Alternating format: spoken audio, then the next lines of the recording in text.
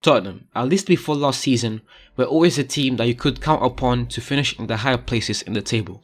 A consistent Champions League team that even managed to make it to the final and kept consistent top 4 finishes. Then Pochettino left, Mourinho came in and left the club in an even bigger mess than they were in before. Tottenham's biggest challenge this season will be to get back into that form where they could legitimately go head to head with anyone in Europe. We are going to start this video in typical fashion, addressing the manager, and in Tottenham's case here, there are a lot of questions to be asked. Whereas we kind of already know what Arteta is about and hope for him to get a grip of the situation at Arsenal. Tuchel has proven himself already, it is just a matter of solidifying his place this season as one of Europe's best manager. Klopp and Guardiola go without saying, these are two serious winners who have both been around the top managers in the world for the better part of the last decade. Ole has shown glimpses that he can potentially become a great manager, but to me his stubbornness will be his Achilles heel at the end. But Nuno, what to really say about Nuno? He's been around Europe, managing in Portugal, then going to Valencia and then coming to the Prem. While at Wolves, although he turned them into a good Premier League side, which is no easy feat, he hasn't really done much, he hasn't really been asked to do much. It isn't really fair to say this, but Nuno kind of feels like a B-Tech Mourinho, a cheaper option that you got because all other available options did not want to come into a struggling club. My question to Nuno as we try to figure out what is next for Tottenham is, what really is your style of football?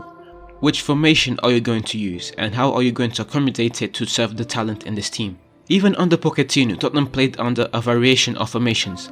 The likes of Son and Kane also aid in this as they are two excellent forwards that can intertwine during the games. It is the flexibility that I am talking about here. However, with Wolves last season, Nuno played very boring football, and I am talking about boring. At times it looked like they just tried to survive the first half and tried to squeeze something in the second half. That of course will not work at Tottenham. Not only are the expectations much higher, but Tottenham fans will not stand for this brand of football, not when they have been accustomed to entertaining, fluid football. That is my biggest question to Nuno, not even getting into endurance on the stretch, man management and etc. What will the football even look like? The next doubt is to the squad and if they are going to turn on Nuno. Will players like Dele Alli stop performing when they are forced to play more defensive football to accommodate not only Nuno's brand of football, but also some of the insecurities in the team? How will the new signings in the likes of Bryan Gil and Romero behave? Will they help or hinder the squad? Although these are good signings, which Tottenham obviously need, they still didn't make any major improvements up front or in the middle of the pitch. United got better, Liverpool got better, Chelsea got better, City got better, heck, even Arsenal did.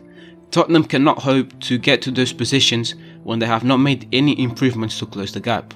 Son and Kane will continue to put up consistent numbers, but how will the rest of the squad chip in? Which Dele Alli are we getting? The one that was picking up award after award a few seasons back and getting called for the English squad? Or the lazy, unbothered Dele that we saw last season under Mourinho? Lucas Moura, Bergwijn and etc. Everyone needs to chip in because it is unlikely that Kane will have another season where he scores 20 plus goals and 10 plus assists. I mean, he did last season and they still had a bit of a stinker. This actually brings me to the next point of the video. Harry Kane, the main man himself. Kane obviously wanted the move to City this summer.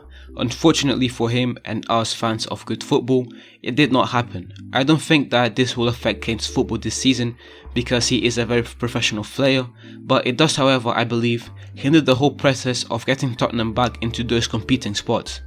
Let's say that Kane left this season. City would obviously have to pay crazy money. This money could have been then invested into making the squad all around better. You can't get a new Kane, but you could get a good European striker or even someone in the Premier League. You could also improve other positions in the team, like their defense. But no, Kane stayed. Kane staying is a massive waste of time. It hinders Tottenham's process, it hinders City's process and how quick they are able to get hot, and it hinders our eyes and the enjoyment of football. Kane should have left last summer. It would have been the perfect move for both parties. A team that needs that new world-class goal threat, and a team that is selling a player that no longer wants to be at the club.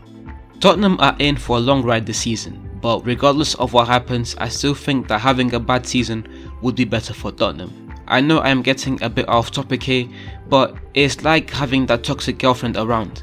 The quicker she leaves, the quicker you can get back to living your best life. Best case scenario for Tottenham, they finish inside the top 4 and Kane stays loyal and commits to the club as Tottenham go into win the Europa League too. What I think will happen: Tottenham will finish 5th. I know it's a bit of a stretch, but this is the first time that I'm saying what I want to happen and not what I logically think will happen. I want to see Tottenham back in those spots. Not only is it good to see a great club doing well, but it just adds to the beauty and competitiveness of the Premier League. Worst case scenario, Tottenham finish 7th and Nuno is sacked in January. Thank you very much for watching the video into the end. If you enjoyed the video, please leave a like and subscribe to the channel for more game analysis, individual performances, top 10s, football history, etc. This is the beginning of something special and it would mean the world to me if you subscribed and helped me to grow this channel.